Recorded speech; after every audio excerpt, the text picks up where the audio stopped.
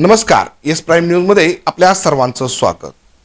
जिल्हा परिषद निवडणूक म्हणले की प्रत्येक गावखेड्याची निवडणूक असते आणि या गावखेड्याच्या प्रत्येक वडाच्या झाडाखाली असेल, ग्रामपंचायत ऑफिसच्या बाहेर असेल, हे गावखेड्याच्या ग्रामस्थांची चर्चा सुरू असते.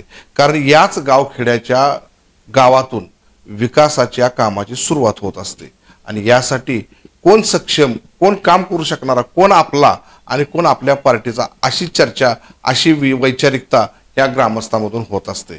मात्र हे करत असताना निवडणुकीसाठी उभारले उमेदवार कसे आहेत, काय आहेत, हे आपण सांगण्यापेक्षा ग्रामस्थातून त्याची वैचारिकता निर्माण झालेली असते. आज आपण कडलास या जिल्हा परिषद गटाच्या मतदारसंघातून आपण उमेदवार असणाऱ्या शोभाताई खटकाळे यांचे योगेश खटकाळे यांच्याशी आपण चर्चा करणार आहोत की या कडलास या गावामध्ये कशा पद्धतीने विकास करणार, त्यांचा अजेंडा काय आहे आणि त्याचबरोबर या ठिकाणी कशा पद्धतीनं राजकारण केलं जातं. नमस्ते. नमस्ते. काय तुमच्या या कडलास मतदारसंघामधून तुम्ही कुठला विषय घेऊन, कुठले विकास काम घेऊन, कुठला अजेंडा घेऊन निवडणुकीसाठी उतरणार?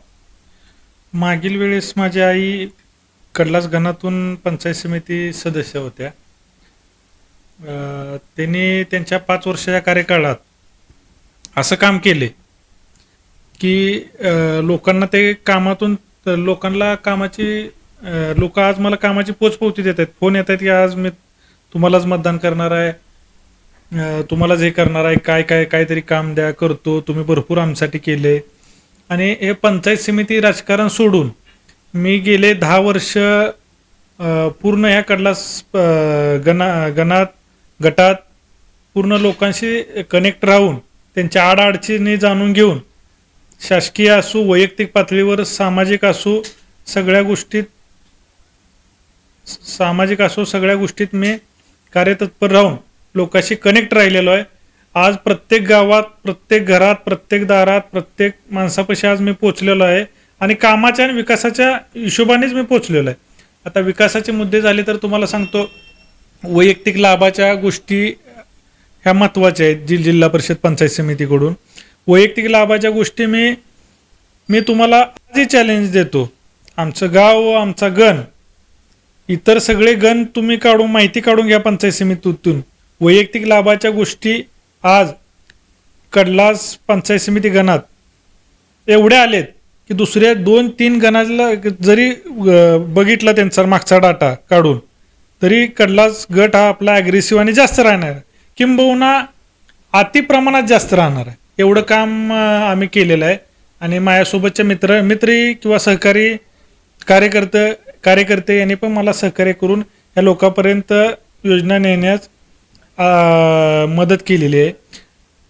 दुसरी गोष्ट राहिली, जिल्हा परिषद पंचायत समिती बांधकाम विभाग एक असतोय, आरोग्य विभाग असतोय, स्वच्छता विभाग, शिक्षण विभाग, या सर्व विभागाकडून होणारी कामं, पाणी पुरवठा विभाग असू द्या, समाज कल्याण असू द्या, महिला बाल विकास असू द्या, या सर्व विभागाची कामं लोकांपर्यंत पोचवून ती कशी करता येतील आणि प्रशासनाचा योग्य अभ्यास घेऊन मी कामं गेली 8-10 वर्ष झालं करतोय.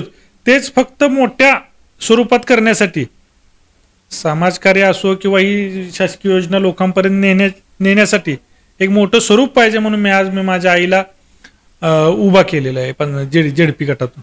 विरोधकातून तुमच्यावर आरोप केले जातात की कंत्राटदार आहेत, हे काय काम करणार आहेत, हे कशा पद्धतीने काम करू शकतात, काय त्याबद्दल? हे बघा, माझं एक कुटुंब मोठंच होतं. एक जवळजवळ आज माझं 70-80 लोकांचं कुटुंब आहे. गुणवाबाचा वाडा मानला जातो. एक शेतकरी कुटुंबातच माझा जन्म झाला. नंतर मामाने आणि वडिलांनी एक व्यवसाय चालू केला. त्या व्यवसायातून प्रगती करत आज एका वेगळ्या उंचीवर जाऊन पोचलेला आहे. कॉन्ट्रॅक्टर आहे, मान्य आहे. मी एक व्यवसाय करणं काय दोष चुकीचं आहे का सांगा? मी व्यवसाय करतोय, लोकांना रोजगार निर्मिती होते, त्यात काही लोक जगली जाते. माझ्यामुळं आज माझ्याकडे जवळजवळ 125 कामगार आहेत सर. एक रोजगार निर्मिती पण होते त्यातून. आता कॉन्ट्रॅक्टर आहे म्हणून आज मला विरोधातील उमेदवार म्हणत असेल कॉन्ट्रॅक्टर आहे. मी आज सदन घरातला आहे, पण मी पैसा कमवण्यासाठी राजकारणात आलोच नाही. मला एक समाजकार्याची आवड, मित्रात माणसात राहायची सवय, ह्या ह्याच्यातून मी परत राजकारणात पोचलो. समाजकार्यातूनच राजकारणात मी घेतलेली. आजही मी लोक म्हणतात 80%, 90% समाजकारण आणि 20% राजकारण करतो. ह्या हिशोबाचं आजचं माझं लोकांशी संपर्क आणि राजकारणाची नातं आहे आणि समाजाशी पण असंच नातं आहे आजही. आपण उपसभापती म्हणून कार्य केलं. उपसभापती कार्य करत असताना पंचायत समितीतून आता जिल्हा परिषद मध्ये तुम्ही निवडणुकीला उभा आहात. ही निवडणूक लढवत असताना विरोधक असणारं शेकाप हे सत्ताधारी आहे आणि शहाजी बापू गटातून तुम्ही निवडणूक लढवता. ही लढत असताना तुम्हाला काय म्हणजे असं काय फरक जाणवतो का की शेकाप कडून काय काम झालेले आहेत का आता कडणार गटामध्ये? आता शेतकरीचा मुद्दा काढते, पाण्याचा, हमी भावाचा. शेतकरी कामगार पक्ष गेले 50 वर्ष झालं सत्तेत आहे. सांगोला तालुक्यात त्यांची सत्ता आहे. एक 95 जाण 2019चा अपवाद सोडता 95ला पहिल्यांदा बापूंनी टेंबूचा आणि बाकीच्या निराउजव्या कालव्याचं कामं चालू केली. आमच्यात फक्त कॅनलच खोदले गेले होते 75 साली.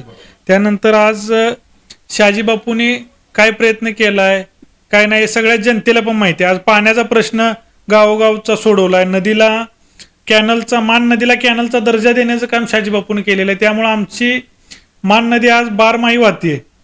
शेतकरी कामगार पक्ष बोलतोय की शेतकऱ्यासाठी हमी भाव, परत पाण्याच्या योजना या संदर्भात बोलतोय. त्यांनी अंमलबजावणी गेल्या 50 वर्ष काय केली नाही? मागील जे सदस्य आहेत त्यांनी हमी भाव देऊ शकले नाहीत का? हे काय जिल्हा परिषद सदस्याचं काम पण नाहीये. तरी आता ते विषय काढतायत, लोकांची दिशाभूल करतायत. मी लोकांचं आज कामं प्रामाणिकपणे पूर्ण करायचा किंवा त्यांच्यापाशी पोहोचायचा प्रयत्न करतोय. फक्त ते दिशाभूलच करू शकतात. आज आमच्या गावात माझी ग्रामपंचायत आहे, जवळजवळ 4.5 वर्ष होऊन गेले. ह्याच्या अगोदर 50 वर्षात जेवढी कामं झाली नाही तेवढे 5 वर्षात झाले. आज बसायला जेवढे पुढारी होते त्यांना बसायला एक स्वतःचं कार्यालय सुद्धा नव्हते, खुर्ची सुद्धा हक्काची नव्हती. ती सुद्धा आम्ही एक चांगलं ग्रामपंचायत कार्यालय, व्यापारी गाळे, ग्रामपंचायतीचं उत्पन्न वाढवणं, लोकांच्या विकासाचे मुद्दे, शाळेची कामं, रस्त्याची कामं, स्वच्छतेची कामं, स्वच्छ भारत मिशन असू द्या, बाकीच्या सर्व गोष्टीत आमच्या गावाने आजपर्यंत 4 पुरस्कार मिळवले. कुठलं गाव? अकोला गाव. आणि अकोला गावाचा विकास करताना मी आजूबाजूच्या गावाच्या परिसराचा पण विचार करून मी पुढे चाललेलो. तर त्या उमेदवार आज जे बोलतायत, फक्त माझं एवढंच लोकांना म्हणणं आहे, त्यांच्या खोट्या प्रचाराला फक्त कोणी बळी पडू नये. आता जे विरोधक आहेत ते पंचायत समिती सोननचे माजी जिल्हा परिषद सदस्य आहेत. त्यांनी तुम्ही सोनन गणात जावा, त्यांनी लोकांसाठी काय कामं, जनसंपर्क किती ठेवलाय, काय ठेवलाय, लोकांना विचारा. आज जे विकासाच्या मुद्द्यावर, हमीभावाच्या मुद्द्यावर जे बोलतायत, माझ्या हिशोबाने 10-15 वर्षापूर्वी ते तिथं उभा होते, त्यांनी आजपर्यंत काय केलं हा पण एक विषय बनतोय. सोनन गणातील लोकांना मी पण विचारपूस केली. मला तिथून फोन आले, तुम्ही चांगलं काम करताय, पुढं जावा. हा दुसरा उमेदवार आहे, त्याचा लोकसंपर्क किती ठेवलाय त्यांनी किंवा विकास कामं किती केलेत हे तुम्ही सोननमध्ये जाऊन विचारू शकता. सर, तुम्ही पत्रकार आहात, तुम्ही विचारू शकता सोनन गणात जाऊन, सोनन गावात जाऊन, अमुक माणसांना काय केले काय नाही 5 वर्ष संदर्भात, कामाच्या संदर्भात, विकासाच्या संदर्भात, शेतकऱ्याच्या प्रश्नाच्या संदर्भात काय काम केले, त्यांना 5 वर्ष लोकांनी संधी दिलेली. आज आपण जर पाहिलं तर कडलास जिल्हा परिषद गट हा सदन गट मानला जातो. या ठिकाणी असणारी शेती असेल, या ठिकाणी असणारे व्यवसाय असतील, हे सदन बनलेले आहेत. त्याचं कारणच आहे की या ठिकाणी झालेला शेतकऱ्यांचा विकास. आणि या विकासाला कोण कारणीभूत आहेत? तर या विकासाला कारणीभूत आहेत माजी आमदार शहाजी बापू पाटील. कारण शहाजी बापू पाटील यांनी मोठ्या प्रमाणात या सुकलेल्या कॅनॉलमध्ये, सुकलेल्या ओसाड असणाऱ्या नदीमध्ये बारमाही पाणी वाहण्याचं काम त्यांनी केलंय.